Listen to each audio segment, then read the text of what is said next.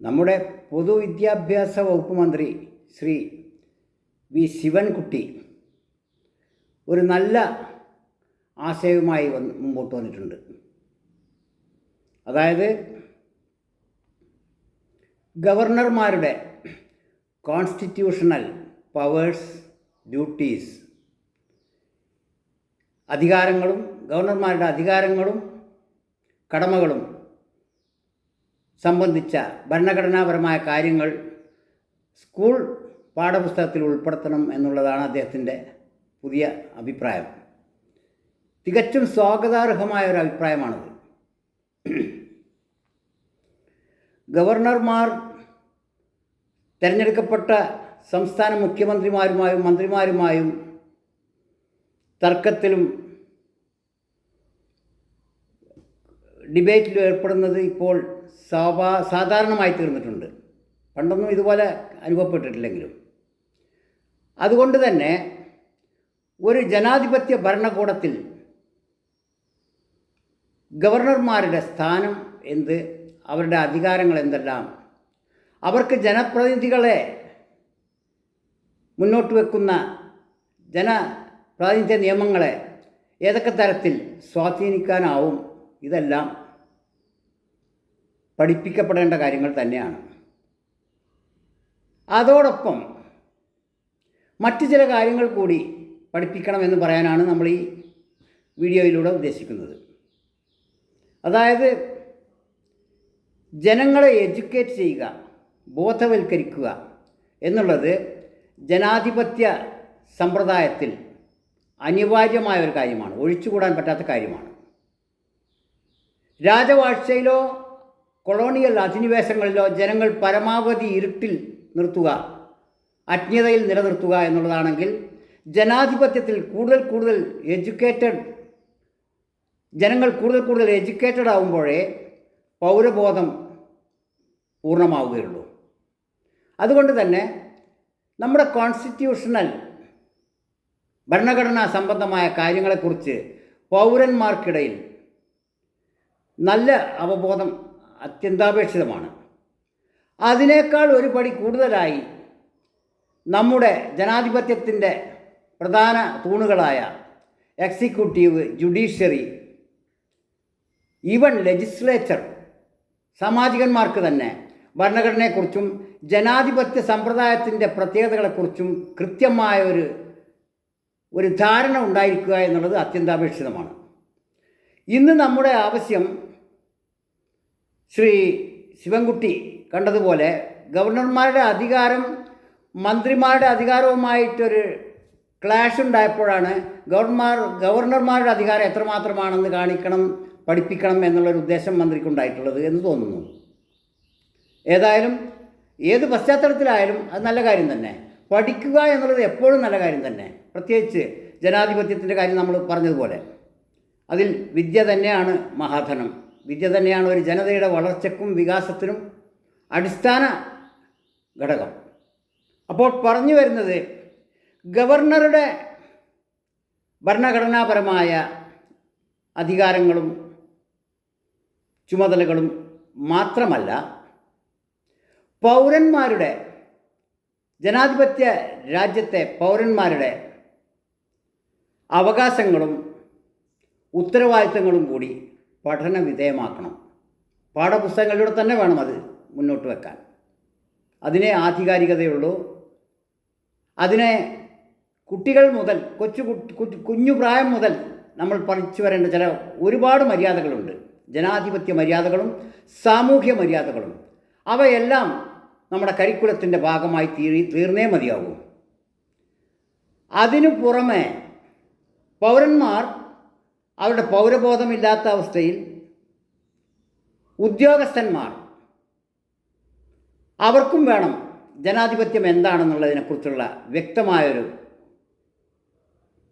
പരിശീലനം. നമ്മുടെ village officer മുതൽ തുടങ്ങേണ്ടിയിരിക്കുന്നു അത്. വില്ലേജ് ഓഫീസർ ആരാണ്? ജനാധിപത്യ വ്യവസ്ഥിതിയിൽ ഓഫീസർമാരുടെ, ഉദ്യോഗസ്ഥരുടെ, പോലീസിൻ്റെ, ജുഡീഷ്യറിയുടെ ഉത്തരവാദിത്തങ്ങൾ എന്തെല്ലാം, കടമകൾ എന്തെല്ലാം, അവർക്ക് അവരുടെ മുമ്പിൽ ഉദ്യോഗസ്ഥൻ്റെയോ കോടതിയുടെയോ സർക്കാർ സ്ഥാപനങ്ങളുടെയോ മുമ്പിൽ ഒരു പൗരൻ്റെ അവകാശങ്ങൾ എന്തെല്ലാം, കർത്തവ്യങ്ങൾ എന്തെല്ലാം, ഇതെല്ലാം പഠന വിധേയമാക്കാത്ത കാലത്തോളം നമ്മൾ ഇന്നത്തേതുപോലെ ഇരുട്ടിൽ തപ്പുകയുള്ളൂ. പല വില്ലേജ് ഓഫീസർമാരും കരുതിയിരിക്കുന്നത് അവരിപ്പോഴും പഴയ നാടുവാഴിക്കാലത്തെ അംശം അധികാരിയാണെന്നാണ്. പല ഗവർണർമാരും തങ്ങൾ ബ്രിട്ടീഷ് ഭരണകാലത്തെ ബ്രിട്ടീഷ് രാജ്ഞിയുടെ പ്രതിനിധിയായ ഗവർണർ ജനറൽമാരാണെന്ന് കരുതുന്നത് പോലെ തന്നെ ഉദ്യോഗത്തിൻ്റെ പ്രത്യേകിച്ച് റവന്യൂ വിഭാഗത്തിലാണത്. അതായത് ജനപ്രതിനിധികളല്ലാതെ നിയമനങ്ങളിലൂടെ സമാന്തര സർക്കാർ പോലെ നിയമിക്കപ്പെടുന്ന വില്ലേജ് ഓഫീസർ മുതൽ തഹസിൽദാർ മുതൽ കളക്ടർ മുതൽ ഗവർണർ ഇങ്ങനെ പോകുന്നു ആ തസ്തികകൾ. ഒരു സമാന്തര പാരലൽ ഭരണ സംവിധാനമാണ് അതെന്ന് കാണാം. ഇതിൻ്റെ പ്രാധാന്യം, ഇതിൻ്റെ വ്യക്തമായ ഒരു വിശദീകരണം, നിർവചനം അത്യന്താപേക്ഷിതമാണ് ഭരണഘടനയെ മുൻനിർത്തിക്കൊണ്ട്. പ്രത്യേകിച്ച് ജനാധിപത്യ രാഷ്ട്രങ്ങളിൽ പൗരന്മാരാണ് സർവാധികാരികളെന്ന് വാക്കിനു വേണ്ടി പറയുമെങ്കിലും തെരഞ്ഞെടുപ്പ് കാലത്ത് രാഷ്ട്രീയക്കാർ സ്ഥാനാർത്ഥികൾ അത് പ്രകടിപ്പിക്കുമെങ്കിലും അതിനുശേഷം അധികാരത്തിലേറിയ ശേഷം ഒരൊറ്റ ജനപ്രതിനിധിയോ ഒരൊറ്റ ഉദ്യോഗസ്ഥനോ ഒരൊറ്റ പോലീസുകാരനോ ഒരു കോടതിയോ പൗരന്മാരെ മാനിക്കാറില്ല. പകരം അവരെ അടിമകളെപ്പോലെയാണ് കൈകാര്യം ചെയ്യുന്നത് എന്ന് കാണാം. ഇന്നും ജഡ്ജി ഏമാനാണ്, പോലീസ് ഏമാന്മാർ, വില്ലേജ് ഓഫീസർ ഏമാൻ, ഉദ്യോഗസ്ഥരും ഭരണാധികാരികളും എല്ലാം യജമാനന്മാരാണ്, മേലാളന്മാരാണ്. പൗരന്മാരോ കീഴാളന്മാരും. ജനാധിപത്യമാണെന്ന് പേരും. ഇതൊരു വിരോധാഭാസമായി എത്ര കാലമായി നമ്മൾ കൊണ്ടു നടക്കുക. അതുകൊണ്ട് തന്നെ ശ്രീ ശിവൻകുട്ടി പറഞ്ഞതുപോലെ ഗവർണറെക്കുറിച്ച് കുട്ടികൾക്ക് പഠിപ്പിക്കുന്നത് പോലെ തന്നെ കളക്ടറെക്കുറിച്ചും വില്ലേജ് ഓഫീസറെക്കുറിച്ചും ജഡ്ജിയെക്കുറിച്ചും വക്കീലന്മാരെക്കുറിച്ചും ജുഡീഷ്യറിയുടെ ജനാധിപത്യത്തിലെ 4 പ്രധാന ചുമതലകളുടെ കേന്ദ്രങ്ങളുണ്ട്. അവയെക്കുറിച്ചെല്ലാം വ്യക്തമായൊരു ധാരണ കുഞ്ഞുനാൾ മുതൽക്കേ കുട്ടികളിൽ പഠിപ്പിച്ചു കൊണ്ടുവന്നാൽ ഉത്തമ പൗരന്മാരായി രാഷ്ട്രത്തോടുള്ള അവകാശബോധത്തിനു പുറമെ കർത്തവ്യബോധം കൂടി വളർന്നു വരുന്ന കുട്ടികളിൽ പകരാനത് കാരണമായേക്കും. വിദ്യാഭ്യാസം കേവലം തൊഴിലിനു വേണ്ടിയുള്ള ഒരഭ്യാസമാകരുത്. മൂല്യവ്യവസ്ഥകളെക്കുറിച്ചും ഒരു രാഷ്ട്രത്തിൻ്റെ മൂല്യവ്യവസ്ഥകളെക്കുറിച്ചും ധാർമ്മിക ബോധത്തെക്കുറിച്ചു കൂടി അതിന് മതവിദ്യാഭ്യാസ കേന്ദ്രങ്ങളിലേക്ക് പോകേണ്ട കാര്യം വരരുത്.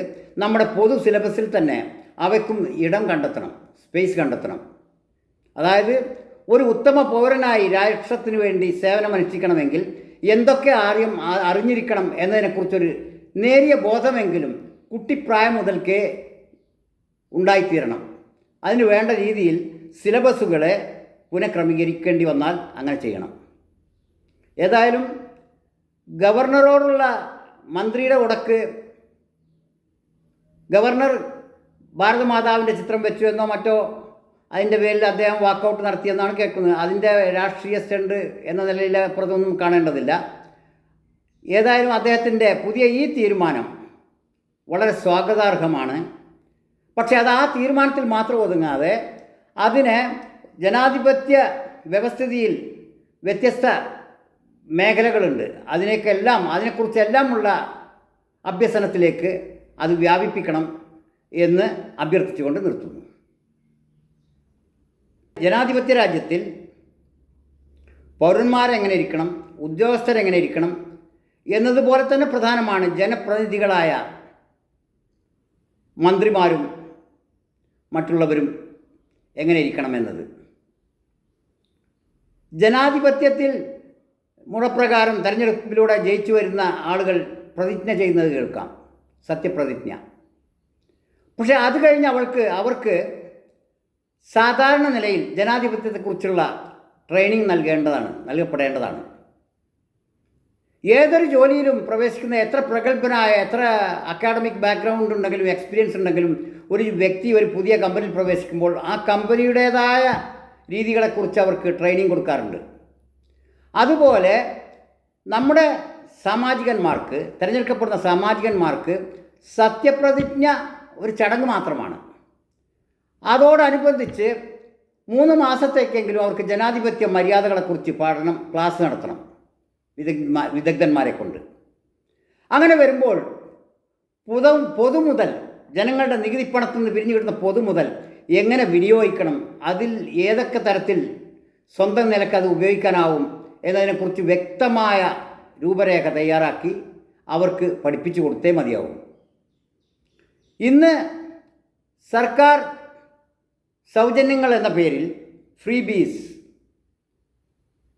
പൊതുജനങ്ങൾക്ക്, ഒരു വിഭാഗത്തിന്, മുഴുവൻ വിഭാഗങ്ങളിൽ നിന്നും പിടിച്ചെടുക്കുന്ന ധനം, നികുതി എന്ന പേരിൽ പിടിച്ചെടുക്കുന്ന ധനം അവർക്കിഷ്ടപ്പെട്ട ഒരു ചെറിയ വിഭാഗങ്ങളിലേക്ക് സൗജന്യമായും ഔദാര്യമായും ദാനമായും കൊടുക്കുന്നത് കാണാം.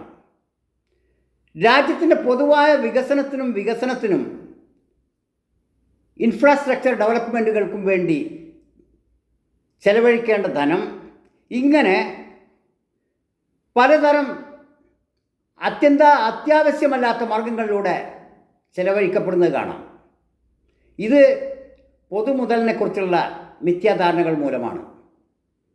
ഭരണാധികാരികൾ തങ്ങളുടെ രാജ്യത്തെ സമ്പത്ത് അവർക്കിഷ്ടമുള്ള പോലെ ചെലവഴിച്ചിരുന്നു. രാജവാഴ്ചയിൽ, കൊളോണിയൽ വാഴ്ചയിലും അതുപോലെ തന്നെ അവർക്കിഷ്ടമുള്ളിടത്തേക്ക് കടത്തിക്കൊണ്ടുപോയിരുന്നു പൊതുമുതൽ, ജനങ്ങളുടെ നാട്ടിൻ്റെ സമ്പത്ത്.